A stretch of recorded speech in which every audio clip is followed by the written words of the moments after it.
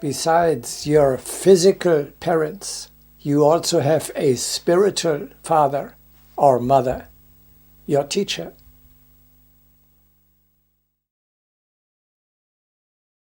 The first great reality that dawns upon the awakening consciousness of a disciple is a recognition of his kinship to, his oneness with that master. And having once recognized, he cannot repudiate him. His duty, his pleasure, his very life is bound up with that of the master.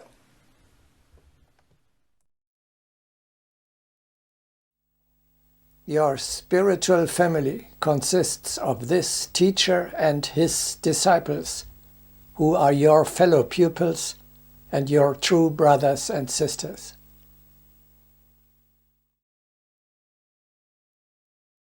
The master is not only acting as the father of a family, he is that father to the chela, if both are parts of the one group soul.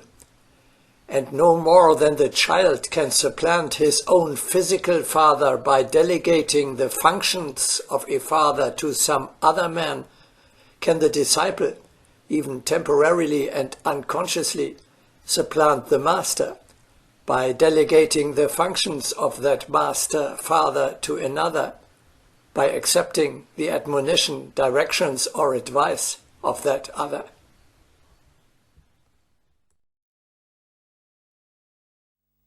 So, the ashram of the teacher is your family home.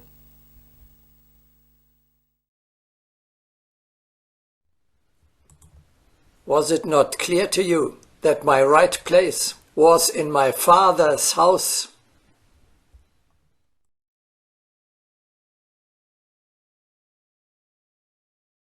This is how 12-year-old Jesus spoke when his parents searched for him and finally found him in the temple.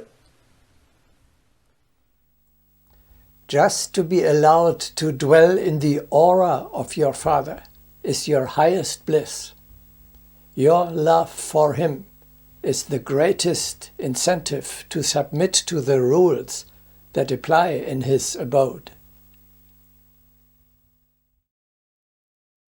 You long to be close to your beloved one. For this, you joyfully accept all requirements.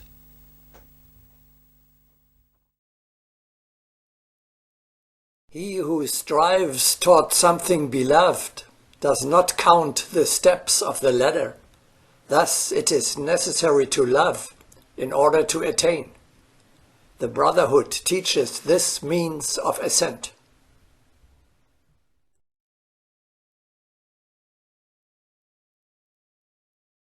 Why do you always speak in the masculine form, teacher? Are there no female gurus, no priestesses and feminine teachers? Yes, of course there are. But consider, the soul, this being of the spiritual world, has no gender. It incarnates on earth, sometimes as a woman, sometimes as a man. It is a synthesis of both. So we should actually speak of your eternal Father-Mother. Another question. Once I have learned everything I can from one teacher, do I then have to look for another higher master in order to continue to ascend? No. Agni Yoga advises against changing the teacher. He is the next higher link in the chain of hierarchy to which you remain attached. The proper image is, he goes on ascending and you follow him. Rarely it may happen that a disciple surpasses his teacher, but the normal case is, when your teacher has learned and taught you everything that can be learned on earth, he will ascend to a higher world and you will take over his position.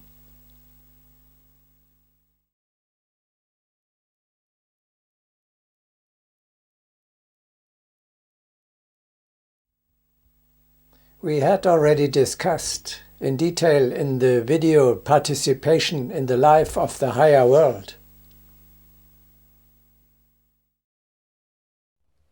Your soul in its world is actually living together with your spiritual brothers and sisters. And this already now during your earthly incarnation, not only after death, if only you remain attached to the higher world and participate in life there. Your soul reaches up to the higher world of the teacher, while your body dwells on earth. When your consciousness has expanded, you perceive the whole reality. Just imagine, never lose sight of the fact that your spiritual father, your soulmates, your true friends are constantly present in the subtle sphere of reality around you. You are never alone.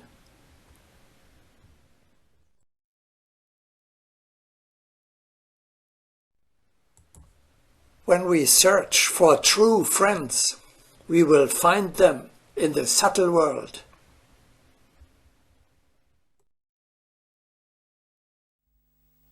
Living in the family circle of your eternal home is your highest bliss, namely the happiness of your soul. This is a spiritual reality which should determine your material existence. Your spirit is jubilant. Where does this joy come from? You know that your home is near, and that the darkness does not keep you from discerning those close to your heart.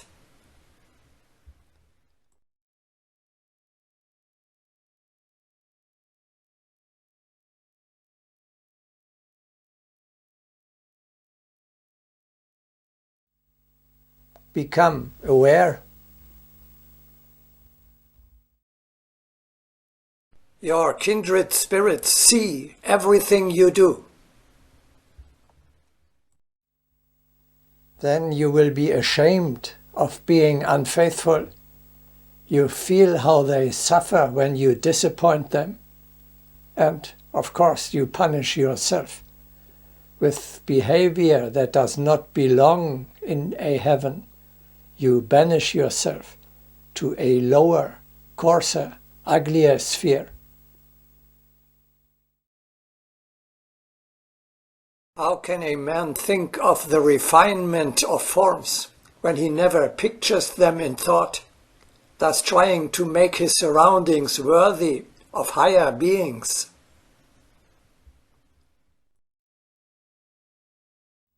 Always ask yourself, is my teacher watching me with a joyful smile, or is he grieved on my account?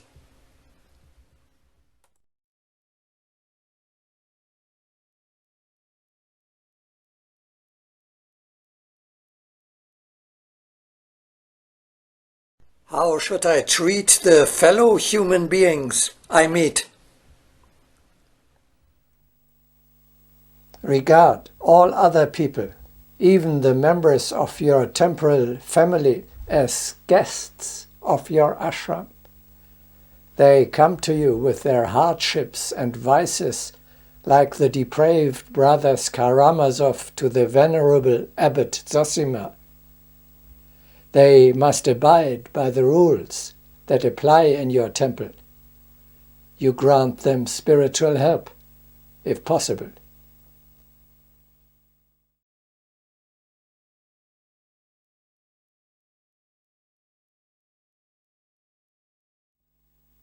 The ashram of your teacher is your true supratemporal home. This is where you belong. Here is your father's house. Here lives your family. Compared to this, the material world with its changing temporary relationships, is pure illusion.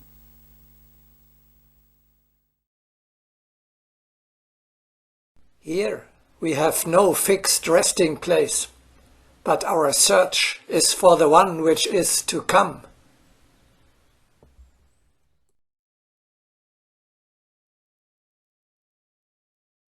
There is the safe harbor from which your soul begins its earthly journey, and to which it returns after its dangerous wanderings through hostile realms.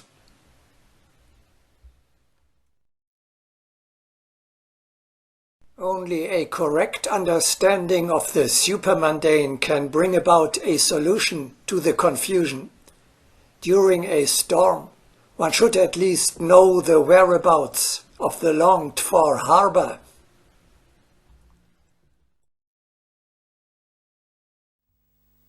There you are safe and sound. To this sphere you are drawn back, just as you long for your home country when you have to live abroad for a longer time. For your soul, the material plane is a foreign country. It is at home in the supermundane world.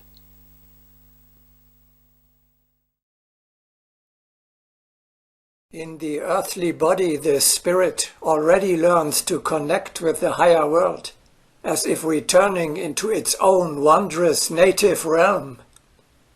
Man feels an attraction even to his earthly native land, which is transitory. So much the greater is his attraction to the eternal fatherland.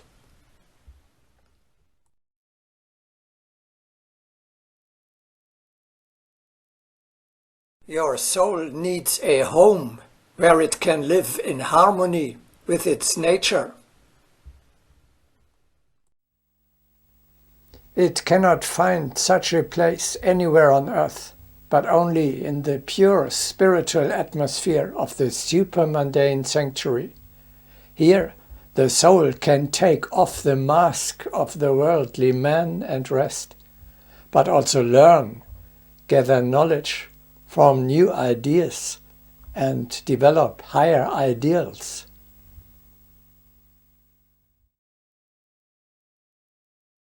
Knowledge of transitoriness results in a feeling of breaking away from the earth and impels the spirit to those planes where man verily dwells in his fiery essence.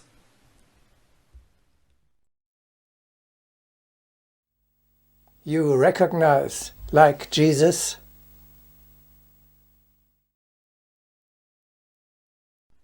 my kingdom is not from this world.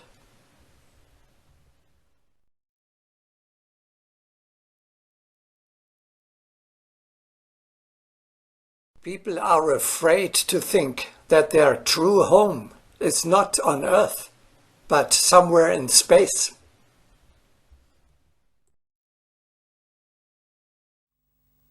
Listen how Helena Blavatsky speaks of her homeland with heartfelt love.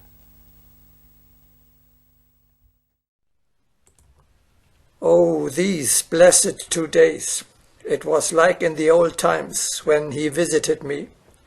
A wooden hut of the same kind, a cottage divided into 3 rooms, the same yellow-skinned, noiselessly gliding chelas, the same incessant gul-gul sound from my boss's inextinguishable chelam pipe, the old, familiar, mild voice of your K.H., whose voice has become even milder, and whose face has become even narrower and more translucent, and the same furnishings, skins, cushions stuffed with yak-tail hair, bowls for salt, tea, etc.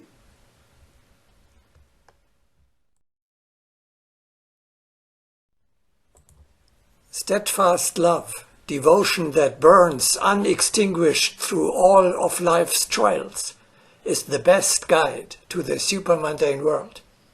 Such love leads to the homeland of the heart, where, as in one's beloved fatherland, All is familiar, dear, beautiful.